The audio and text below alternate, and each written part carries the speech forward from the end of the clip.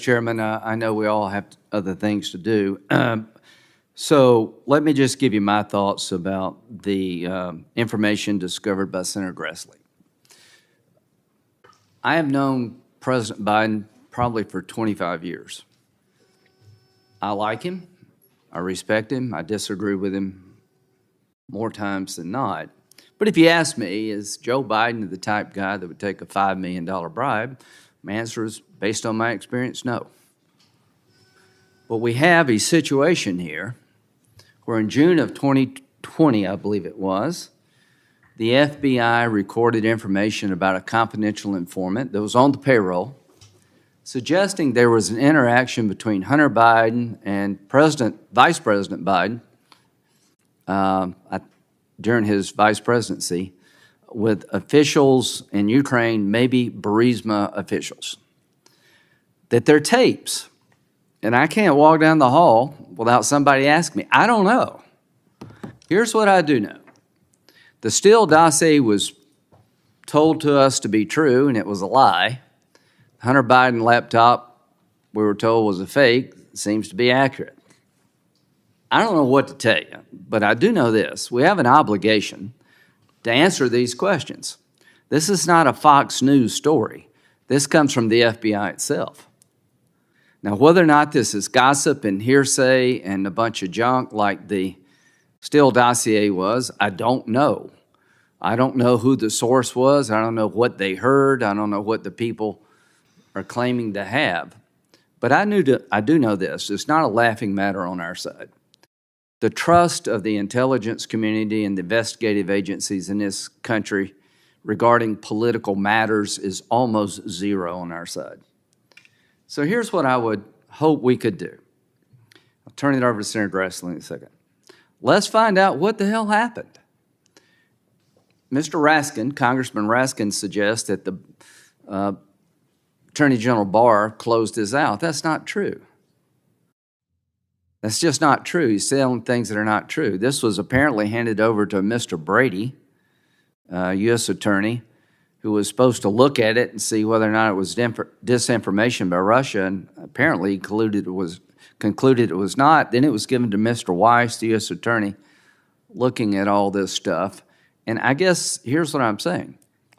If it was dismissed as not being credible, I think the public needs to know what led to that. If it's part of an ongoing investigation, we need to back off because we can't interfere in an investigation. But if there's no there in the view of the intelligence community, the FBI, I want to know how they concluded that. What did they do? And if it is being looked at seriously, then we'll let the system work.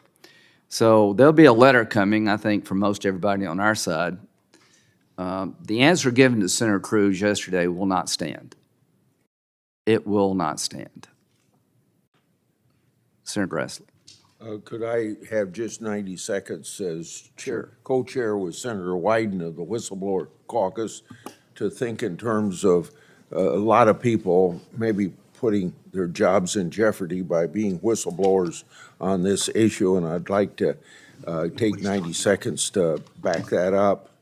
And it, of course, involves the 1023, and since I've given floor speeches or two on this subject, I won't have to go into detail on that, but we do have a document that the FBI refused to even acknowledge existed until I told Director Wray that I had reviewed about a month ago an unredacted version of this document.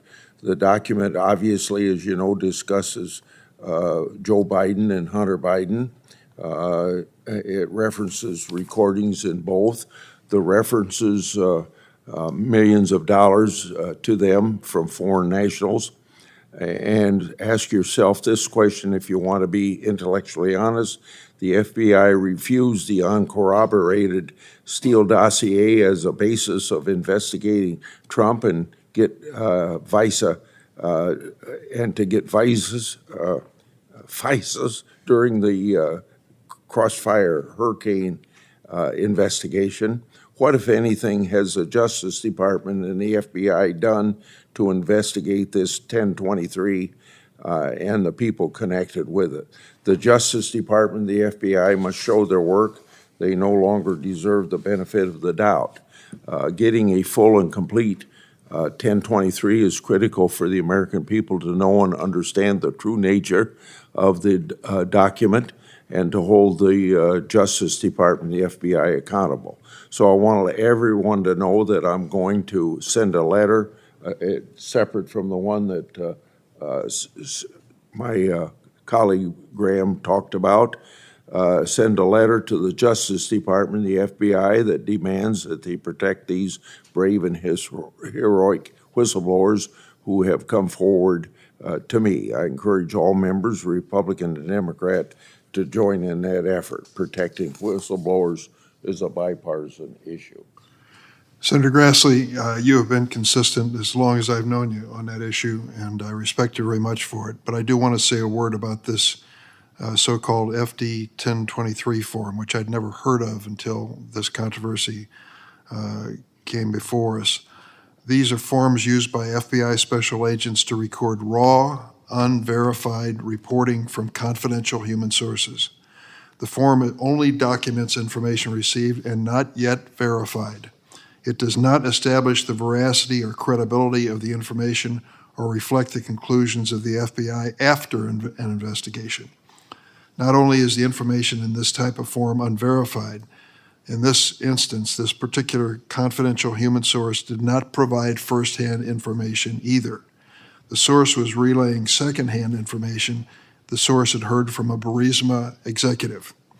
Based solely on this form, which the FBI has produced for the House Oversight Committee, House Republicans have continued their long-running efforts to raise questions about President Biden based on his son's business dealings, claiming that Hunter Biden's prior business dealings involved the Ukraine have influenced Joe Biden either as vice president or president. There is no evidence whatsoever that either of these claims are true. However, as President Trump's Attorney General Bill Barr made clear, in addition to the FBI, U.S. Attorney Scott Brady and his office vetted his information and then briefed other relevant U.S. attorneys' offices with open investigations. So here's a suggestion. Why don't we take someone who was a U.S. attorney chosen by the Trump administration and give that U.S. attorney the authority to look into this? Not a Biden appointee, but a Trump appointee. Turns out that's exactly what we've done. To the extent any information included in FD 1023 can be verified, Trump appointed U.S. Attorney David Weiss, who has been investigating Hunter Biden's finances since 2019, and was briefed by U.S. Attorney Scott Brady, has the information, and it informs his investigations. The Biden administration has taken a hands-off approach to the work of this U.S. attorney and said he is open to do whatever he believes proper and necessary in this investigation. Questions can be raised about this form. I think we have to understand the origin of the allegations that have been made, how they've gone through at least review by the Barr, Bill Barr, the Attorney General under President Trump, as well as this U.S. Attorney Scott Brady, who I don't know personally. But the fact of the matter is, if there's anything to this, we have a Trump-appointed U.S. attorney who for 4 years has been investigating this, and there have been no efforts by the Biden administration to hold him back from his investigation.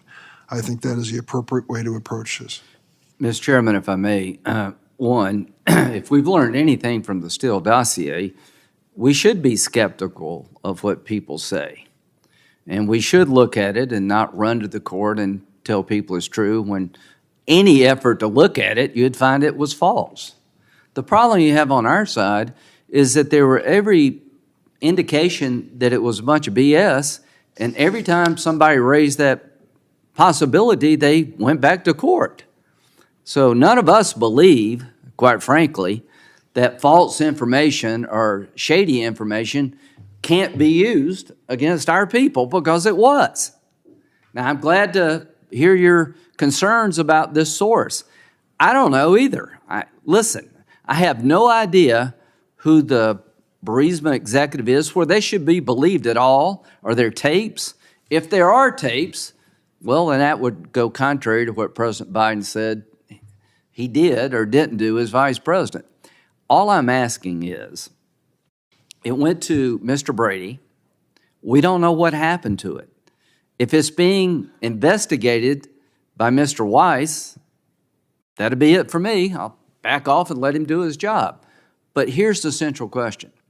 If it's not being investigated by Mr. Weiss, it was determined to be a bunch of crap, I want to know who made that decision and what they did. And that's not unreasonable. And Attorney General Barr has told the public this thing was not closed out as claimed by Democratic members of the House. So it's not that complicated. Simple question. What happened to the allegation? If it's part of an ongoing investigation, I'll back off. If it's been disposed of as not being accurate, I want to know how and why, and we can all make our decisions whether or not that was fair. That's not an unfair thing to ask, and I'm hoping together we can get those questions answered. Mr. Chairman? Senator Grassley. I can't take very long on this because of the fact that we need to know a couple things. I can't make any judgments about what any hunter has done. My oversight is of the FBI. I think what we need to know is what did the FBI do to follow up on this information that's in 1023? And then in regard to U.S. Attorney Weiss, we don't, do we know if his job follows up on bribery, or is it just this tax stuff that we've been reading about? If it doesn't include bribery, then he can't do anything about investigating it. Senator, what I have been told is this is an FBI form which was then shared with the Attorney General to the point where he reported that in addition to U.S. Attorney Scott Brady, they've vetted and briefed other relevant U.S. Attorney offices with open investigations about the same forum. That does not seem like concealment. This all occurred during the Trump administration. And now we have David Weiss, who has the authority to investigate Hunter Biden's finances without restriction, as I understand it. No one's holding him back from any investigation. So, from my point of view, I think the Biden family and the vice president or president have shown good faith in this effort by empowering David Weiss to continue this investigation. If I could, Mr. Chairman, it's a simple question. If it was found not to be believable or accurate, I want to know who made that decision and how they came to that conclusion. That's all I'm asking. If it was sent over to Mr. Weiss as part of a broader investigation and he's looking at this, I'll back off and let him do his job. It's not that complicated. Nobody over here believes in the system much anymore, and let's find out what happened to the allegation. Again, Senator Grassley and his team found this. And you're right, it happened in June of 2020 when the Trump administration, they were involved. So I understand your point. It's not a bad point. I mean, the Attorney General Barr apparently knew about this, sent it to Mr. Brady, and Mr. Brady was supposed to dispose of it one way or the other. Did he say after looking at it, I found it to be not credible, or did he send it to Mr. Wise to look at further? I think all of us just want to know what happened. And if it's a part of an ongoing investigation, back off. Mr. Chairman. Senator Kennedy. I know Senator Graham didn't mean this, but I believe in the system. But the American people right now are skeptical about the system. And I happen to believe that the FBI is the premier law enforcement agency in all of human history. And most of the people there just get up every day and do their job in a bipartisan manner, a nonpartisan manner. But what Senator Graham and Senator Grassley are asking in light of history, in light of the context, is not unreasonable. There's no question that for at least a period of time, there were people in charge of the FBI who acted on their political beliefs. And I'm not talking about former Director Hoover. I'm talking about Mr. Wray's predecessor. The director of the FBI at that time decided that he was going to investigate not one, but both presidential candidates. With respect to one, he decided to proceed, with respect to one of those candidates, he decided to proceed on the basis of information that we now know was manufactured by that candidate's opponent, which we call opposition research. In terms of the second presidential candidate, Secretary Clinton, she was investigated. A reasonable person can debate whether or not she should have been, but the FBI director at that time called not one, but two press conferences to talk about the investigation.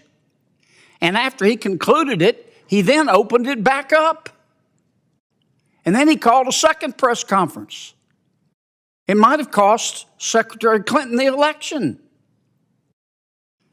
Now, the American people have seen all this. And in many cases in government and democracy, it's not the substance, it's the perception. And I don't know in this instance, now that the question has been raised, why FBI Director Wray and our Attorney General can't answer Senator Graham's and Senator Grassley's question and put this to rest. Senator, I'm just thinking about the timeline. This form, FD 1023, one specific one we're talking about here, came up during the Trump administration. The FBI received this information during the Trump administration. And for whatever it was worth, it was communicated to President Trump's Attorney General, Bill Barr, as well as the FBI. They were in on the conversation as well. Think about the timeline of when it occurred. What was happening in America during that timeline? We were just about to vote on the re-election of President Trump and whether the American people would have him for another term. And now his Attorney General has this information, which some have alleged shows a $5 million bribe to the President of the United States, Joe Biden. Attorney General Barr has this information before the election, and we didn't hear about it. What does that tell you? Was it a cover-up by Barr? For what purpose? This has now become a sinister conspiracy, but I think the timeline argues that it isn't, that there was disclosure and obviously lack of credibility in this FD 1023. Meanwhile, David Weiss is still hot on the case years ago in Delaware as the U.S. Attorney of Hunter Biden. He supposedly, from what I'm told here, was given the same information. Nothing happened. Maybe that means it's not credible. Maybe that means that these reasonable Republican leaders under President Trump decided it was not credible to pursue it. But now it's back again, coincidentally with a week when the former president's appearing before a judge in Florida. It just happens to surface again. I think I'd like to have the question answered that Senator Graham asked, but I think the circumstances suggest that if there was a smoking gun here, some members of the Trump administration would have brought it forward long before now. Mr. Chairman, there's a lot of wisdom in your words. But once again, you have to consider this in context. You correctly described a 1023. When Senator Grassley first raised this issue, after the whistleblower came to him. The FBI wouldn't even acknowledge there was a 1023. Then the story changed. There was a 1023, but you can't see it. Yeah. Then the story changed. Okay, you can see the 1023, but we're going to heavily redact it. I suppose they didn't know Senator Grassley had seen the original document, but he knew what they redacted, which were the allegations about the tapes. Consider the context. I'm not going to go back through what I just said, but the American people are looking at all of this, and they just want an answer. I agree with you. We don't need a conspiracy. Let's end the conspiracy. But for the life of me, I can't understand why our Attorney General and our FBI Director can't come in front of the Judiciary Committee, in front of God and country, and answer Chuck and Lindsay's question. And if they say, we're investigating this, then we back off. If they say there was nothing to it, perhaps we should ask, okay, can you explain why? What's unreasonable about that, given our history over the past 5 years? Senator, if I might say. Sure. This may be a headline on the Daily Conehead, but I have good Sorry, news. I didn't hear you. This may be a headline for the Daily Conehead. Yeah, you like that, Daily Conehead? I like that very much. This year, as in every year that I've chaired the committee, we will have an oversight hearing in the fall with the FBI. And we will have an oversight hearing with the appropriate agencies that we're responsible to oversee. So you said bring the FBI in, we're going to. If I may, Mr. Chairman, it's not quite that simple. We have a former president being tried in Florida. We all can have our views about whether or not that's correct or not, but it is going forward. How did this happen? Some whistleblower told Senator Grassley about this document to the point that they felt compelled to tell him the system is not up and up here. Now, Mr. Alton, who is in charge of investigating the Hunter Biden crowd, was also part of the Steele dossier team. So, yes, it did happen when Attorney General Barr was in office. That is a very good point. Attorney General Barr says he gave it to Brady and it was not deemed to be inaccurate. He didn't close the file. People in the House are saying he did. All I want to know is, what did Mr. Brady do with it? Did he make a decision it was not credible? And we don't even need to do this in public. I just like to hear privately, the committee as a whole, how this was disposed of, so I can go back to South Carolina and tell people with some degree of confidence this matter was looked at, disposed of in a way that made sense to me. And if I can't answer that question, none of us over here can answer that question. We need to be able to answer that question. And quite frankly, if you accuse me of making phone calls to some company, gas company in Ukraine, and I didn't do it, I'd want to tell you I didn't do it, not laugh about it. So I don't know if there are any tapes or not. It could be all made up. It could be. I'm the first to say that. But we're going to find out why they think it was all made up. Mr. Chairman. Senator Lee, I've been advised by the staff we've lost our quorum at this point, and I would give Senator Graham the last word, and I think I have to stand adjourned at this point. No, I don't think we can go any further with it. Well, we will be back. So will I. Meeting stands adjourned.